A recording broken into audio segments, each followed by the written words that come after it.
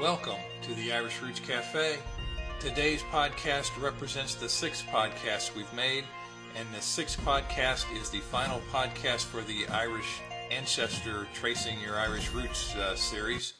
We'll be coming up with some more regularly after this one, but we sure hope you've enjoyed the 5 prior tapes and that you'll enjoy this one as well. We sure enjoyed it back in 1984 and hope you remember that some of the names and dates may be needed to change to protect the innocent.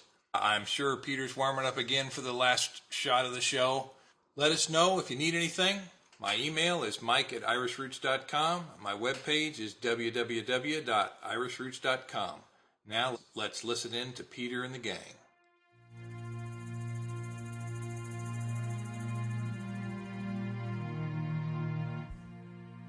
In Dublin's fair city, where the girls are so pretty, I first set my eyes on sweet Molly Malone, as she wheeled her wheelbarrow through streets broad and narrow, crying cockers and mussels, alive, alive, oh.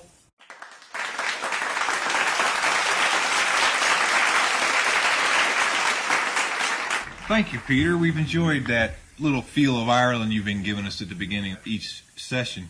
I got a favor now. I'd like to ask you to tell me a little bit. You've told the story before, and I've loved it. Tell me the story about when you're trying to find somebody in Ireland, that friend of yours. Give us the feel of what it's like sometimes. Sure, Michael. Well, I was in Galway is where I was, and I was looking for a friend of mine that I grew up with in New York. And I had some indication of where he hung out and the neighborhood that he lived in, but I was also looking for somebody that knew him specifically. So I went into a pub with another friend, and we sat down, and the first thing we did was sit down, have a couple of pints, not want to be too pushy as we got into the place. And as in all Irish pubs, you'll find the bartender or the barmaid to be very friendly, and so they'll come over and talk to you a little bit. And so we told them that we were from America, and that we were looking for an old friend, and I said, "Excuse me, but we're here." And he said, do you know a fellow by the name of Mike Laffey? And the girl behind the bar, she says, "Mike Laffey?" She says, "Are you talking about the fellow from Galway, from Connemara?" I said, "That's him." She says, "Are you talking about the fellow that works in the utility company?" I said, "That's him." She says, "Are you talking about the fellow that grew up in New York and he's back now here in Ireland?" I said, "That's him." She says, "You know, I've been working in this pub 5 years now, and there isn't a day gone by when I'm working here that he's not sitting in this very pub." She says, "As a matter of fact, he sits in the very seat in which you're sitting." And I said, "You're kidding. This is great." I said, "Is he here today?" She says, "No, he's not here today." Good afternoon or evening, and I'd like to welcome you once again to session number 6. And this one is probably of primary interest to everyone. How do you find records? Now, as I said before earlier, we will have names and addresses and where you can find some certain records enclosed with a companion booklet, so we won't have to read off names and addresses here on this tape. Here we will rather try to give you things that aren't found in a book necessarily. Our personal philosophy for research, we'll leave it up to you to think if it'll work for you or not, but it has worked for us, and we like to share our thoughts on specifics and general attitudes with you. Okay, Joe, why don't you share your research secrets with us? Oh, I don't think there's secrets. I can share my stories with you. When I first started doing genealogy, I was living in Ohio, and I have no genealogical history in Ohio. But I was able to go to the local library and start reading books on how to do genealogy, where to find records, how do you organize your notes or whatever. And even though I simply stumbled through this library, I find now that those lessons that I learned early on are still with me. For example, everything I ever read and took a note on, I still have the note on. And now that I've been into this a few years, when I go back and read my notes, now they make sense. I wasn't necessarily sure during those first few forays into the library what I was doing. Now I understand, and those are still valuable too. So you're putting a library at the top of the list. It was the starting place for me, because I did not know how to do what I needed to do. My basic approach to most problems is go read a book on it. So you went to the library, read a book or two on it. What'd you do then? Then I started looking in the attic and looking in the basement and looking at the records that I had. I started talking to the older members of my family and asking them what they remembered about places we had lived and names of people and names of their forefathers and what they remembered about them. Some of those family stories I had now shown through research to have been true. But I would not have known where to start looking had I not talked to great Aunt Kate about, where did you come into the country, where was your father from? Okay, Ed, how about you? I think especially for beginners, one thing that really helps get you started is to start doing a chart for individual members of your family. Genies as a group are very helpful, and when you don't find that many people who share this burning passion of yours to trace their roots. A lot more magazines devoted to this than people probably realize. It only takes me about a week to write a letter to someone before I get a response. So people appreciate what you're doing, and They do. And if they're not the one, somebody else in their family would be the one. I got a letter from a man in Kentucky who said sharing is the name of the game. We're more than willing to share it. I'm gonna put a small disclaimer on that. You can't expect everybody to give you things without yourself having something. You can't expect everyone to feed your information file unless you're also willing to help them.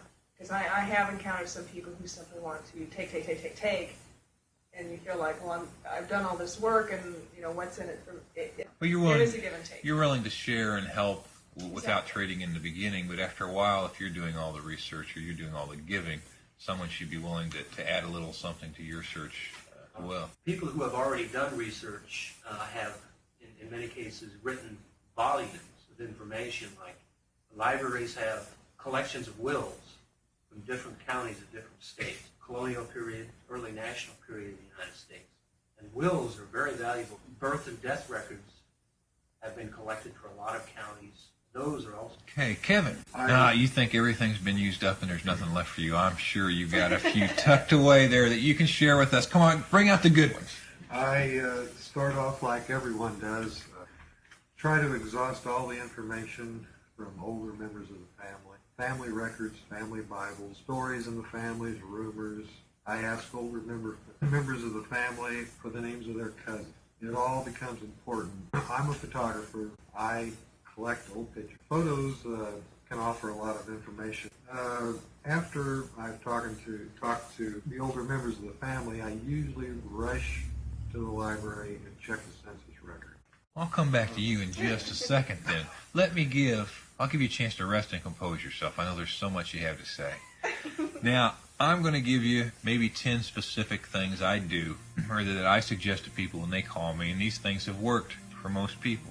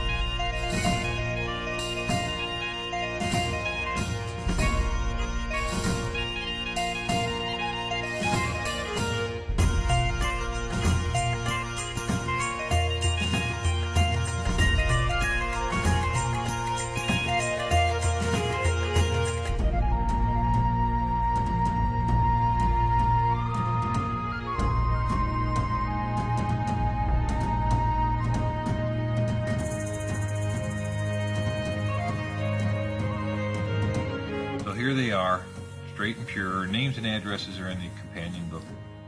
Number 1, subscribe to the Genealogical Helper. You can get all kinds of information there. Number 2, use the LDS library branch nearest you. You get Irish records, American records. They have surveys, Tithe allotment books, the Hayes books. They've got it. 3, consult the source books at the library. I'll come back to that in a second. 4, join your local genealogy group. 5, use interlibrary loan to get the books you want. If your library doesn't have it, you can get it on interlibrary loan, or you can have them make a copy of a specific portion of a book. 6, list and learn the variant spellings of your name and the variant spellings of the geography in the area you're concerned with. 7, find records in the attic, as I think everybody here has mentioned. 8, place an ad in an Irish newspaper when you know the locality of your family. Keep it simple, maybe even offer a reward. It's easy to subscribe to an Irish newspaper ahead of time. An address is included with the booklet. 9. Hire a local researcher for a specific record, or write the LDS for a list of professional researchers. Just call your library if you're stuck. Number 10. If you go to Ireland, stay at a bed and breakfast. Let them know you're coming in advance. Plant the seeds of curiosity and let them become your friends so they can vouch for you when you reach the old sod. Let them open the doors. And the 11th point on my 10-point checklist is do check your family out on a federal census, and I think everybody here agrees on that. Okay, now my big point is on number 3, consulting source books at the library. Here are a few things you should check out if you get into trouble. Number 1, genealogical books in print, tremendous listing of books. Number 2, Irish books in print, which is not specifically genealogy, but there are thousands of books currently about Ireland in print. 3, the regular old books in print, which is available at the library, as usually genealogical books in print is too. There's also the World Almanac, which gives names and addresses for headquarters of churches and organizations throughout the world. Irish Genealogy, a record finder, is good for finding specific records relating to specific counties. Very important and very easy. Check the card catalog at all libraries. That includes the LDS library, the Library of Congress in America. Start out just by looking for your name, then you can look for a county history. And lastly, if you find a good book that's interesting, that even deals to an area close to the area of your interest, consult the bibliography at the end of that book and see where they gained their information. They may have spent years researching a topic and have found some paper, manuscript, or book that would just be perfect for your research. And I might also mention on that, Morgan Llewellyn's latest book, I believe it was Bard, has in her bibliography listed Keating's History of Ireland by the Irish Genealogical Foundation. So we help more than just genealogists. We made the national hit list.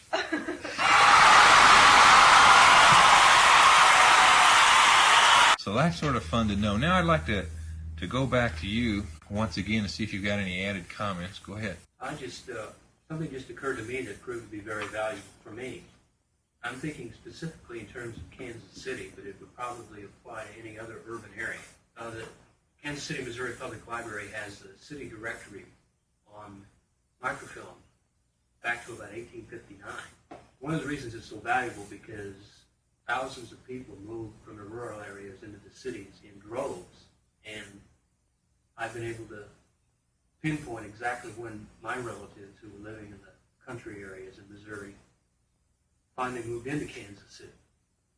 For some people, that could prove to be very valuable.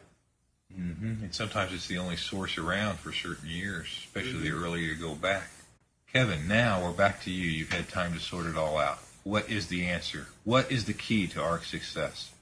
One of the big keys, I think, is after having luck, or maybe not having luck, researching a particular family, if the location that the person lived in is removed from you, you need to go to that place.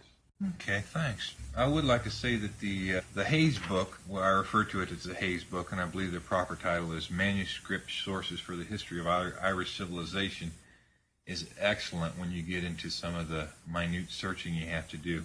It includes 3 indexes, which is really excellent.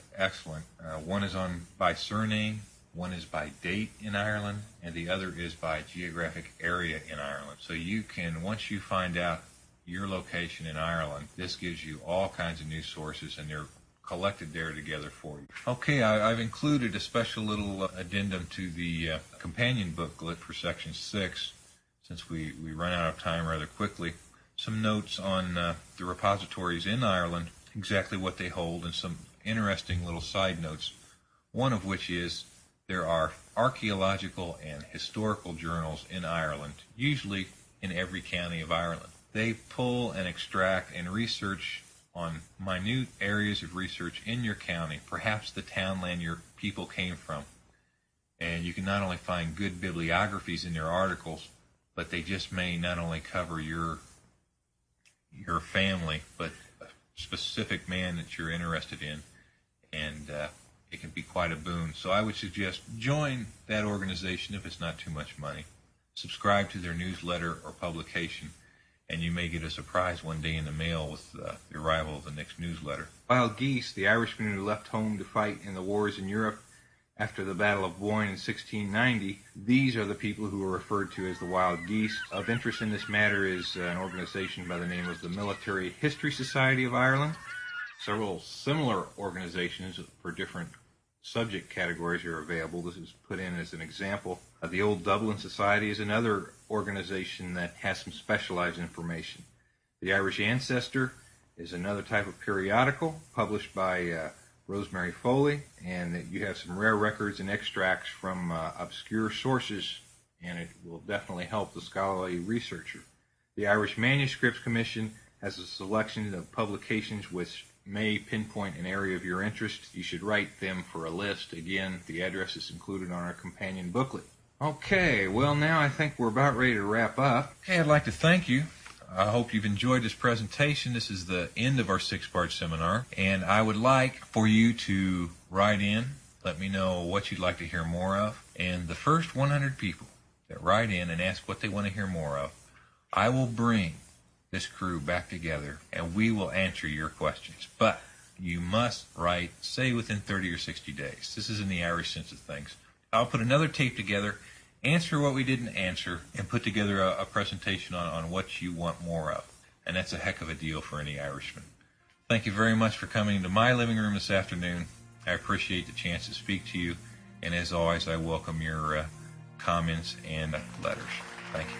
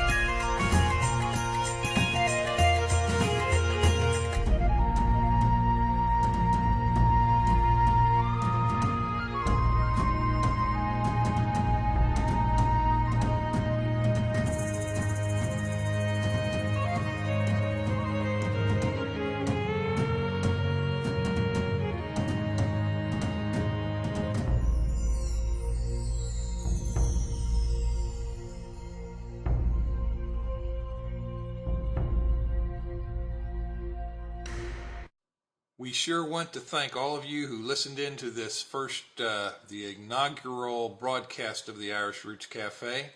I'm Michael O'Laughlin, and it's sure been good chatting with you. As you already know by now, this podcast was from 1984, as were the 5 prior podcasts.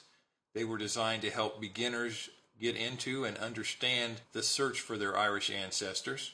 And, of course, references to the internet are left out as it had not been invented yet, at least for our purposes. We plan to have several more podcasts, including those on Irish rare books, Irish festivals, family history, family names, and more. Let me know what you'd like to hear. My email address is mike@irishroots.com, and my homepage is www.irishroots.com. You can write me at Box 7575, Kansas City, Missouri, 64116. Once again, thanks a lot for being here. Hope to see you soon. Thanks.